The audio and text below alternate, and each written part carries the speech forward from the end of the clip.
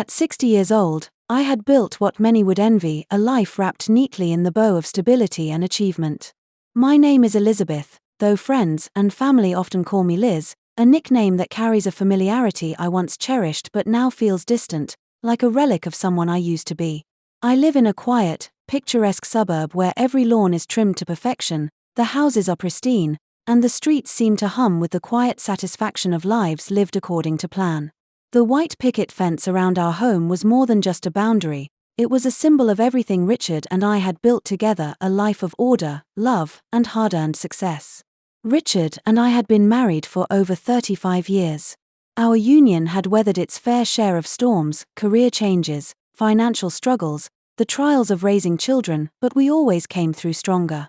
Together, we had nurtured two incredible children, Sarah and Michael, who had grown into kind, successful adults with lives of their own. Their laughter once filled our home, echoing through the hallways like music, but now the house stood quieter, their absence a constant reminder of time's relentless march forward. From the outside, we were a couple who had it all.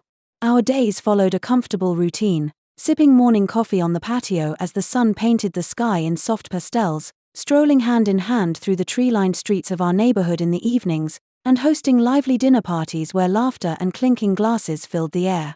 We celebrated anniversaries with trips to exotic destinations, posed for photos that captured smiling faces and matching outfits, and sent out holiday cards showcasing our picture-perfect family.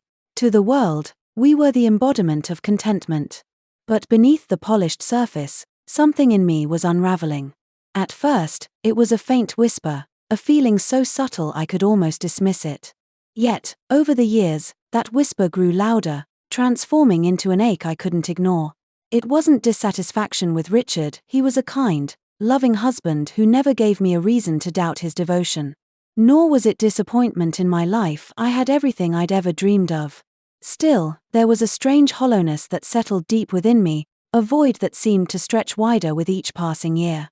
I would wake up in the middle of the night, staring at the ceiling, wondering if this was all there was. The predictability that once brought me comfort now felt suffocating, like a cage I had built for myself without realizing it.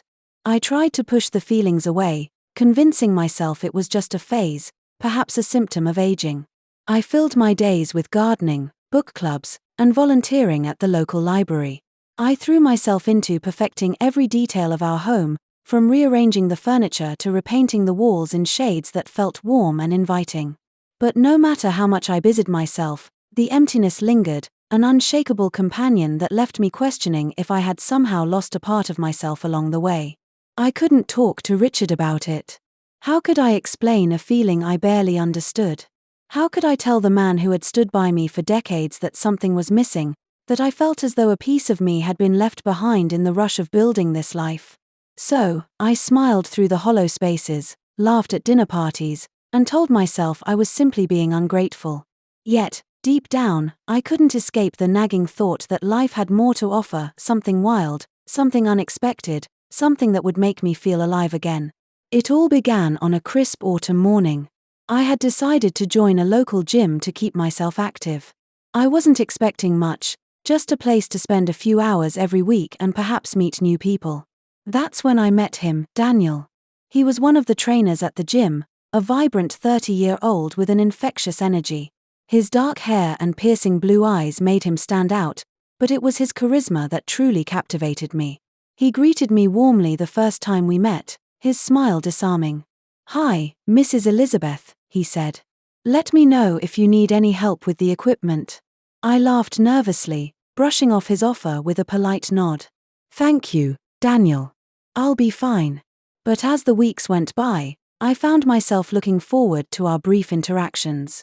He was attentive, always offering encouragement or suggesting new exercises. For the first time in years, I felt seen. One afternoon, I arrived at the gym later than usual. The place was nearly empty, and Daniel was the only trainer on duty. He waved me over with that same radiant smile.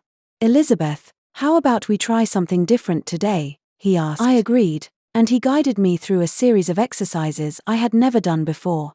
His hands brushed mine as he adjusted my form, sending a jolt of energy through me. I tried to ignore it, chalking it up to the excitement of trying something new. But as we worked together, our conversation grew more personal. Daniel shared stories about his travels, his dreams, and his struggles. In return, I opened up about my life, my family, and my fears. "You're amazing, Elizabeth," he said at one point. "You have such a beautiful spirit." His words caught me off guard. When was the last time someone had said something like that to me? The turning point came a few weeks later. It was a rainy Friday evening, and the gym was deserted. Daniel and I had just finished a session when he offered to drive me home, seeing that the rain had turned into a downpour. I hesitated but eventually agreed. As we drove through the storm, the car filled with the sound of raindrops and soft music from the radio. "Elizabeth," he said suddenly, his voice soft, "I hope this doesn't sound strange, but you're incredible. I've never met anyone like you." My heart raced. "Daniel, Before I could finish, he reached out and took my hand. His touch was warm, reassuring. And in that moment, something inside me gave way. When we arrived at my house, I invited him in. It was a decision that would change everything.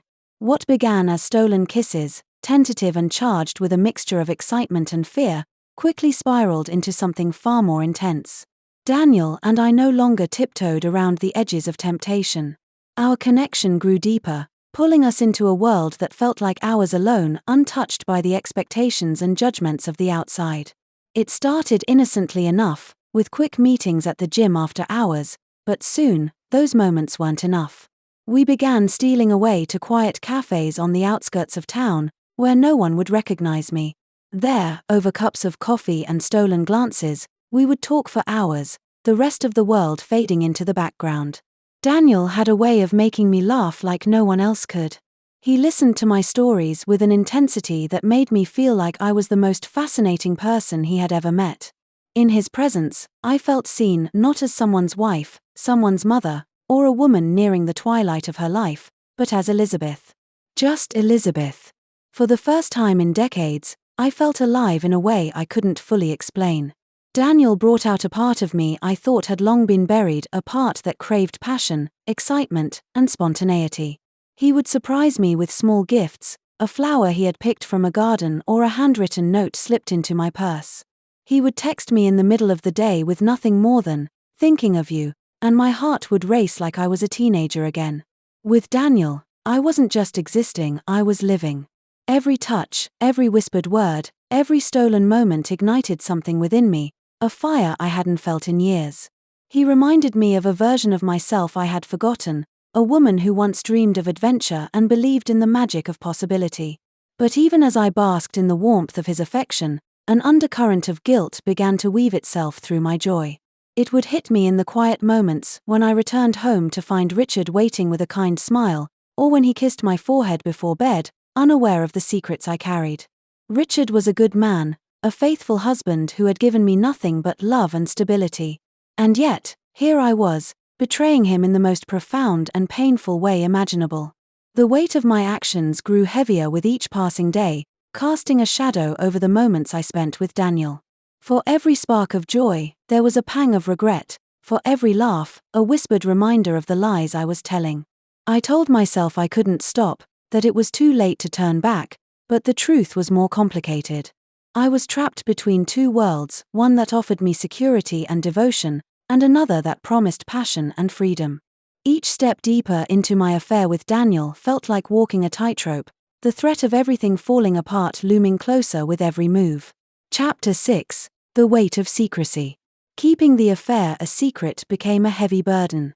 I found myself lying to Richard, making up excuses to explain my absences or late returns. Each lie felt like a dagger to my heart, but I couldn't stop. Daniel, on the other hand, seemed unfazed by the secrecy. "We have something special, Elizabeth," he would say. "Why should we let the world ruin it?" His words comforted me, but they couldn't erase the growing tension in my life. I began to notice changes in Richard, small signs that he was becoming suspicious. "Is everything okay, Liz?" he asked one evening, his brow furrowed. "You've been distant lately." I forced a smile, brushing off his concerns with a laugh. "Oh, Richard, you're imagining things." But deep down, I knew the truth would come out eventually. The inevitable confrontation came on a cold winter night. I had just returned home from a rendezvous with Daniel when I found Richard waiting for me in the living room. "Liz," he said, his voice trembling, "we need to talk." He had found my phone, which I had carelessly left unlocked. The messages between Daniel and me were there for him to see. "I trusted you," he said, his eyes filled with pain.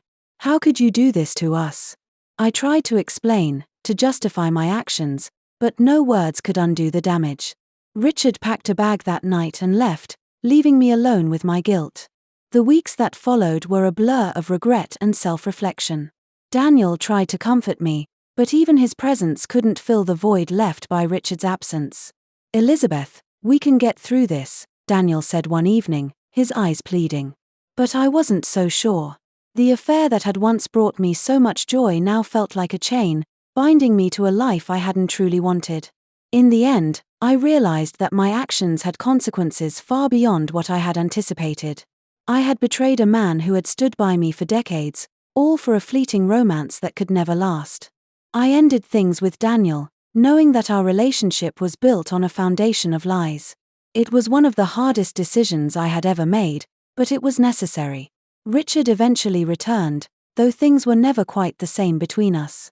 It took months of counseling and heartfelt conversations to rebuild the trust we had lost. Through it all, I learned a valuable lesson about the importance of honesty, communication, and self-awareness. My affair with Daniel had been a wake-up call, forcing me to confront the cracks in my marriage and my own unmet needs. Now, as I sit here writing this, I hope my story serves as a cautionary tale. Infidelity may offer a temporary escape, but it comes at a steep cost, one that I wouldn't wish on anyone.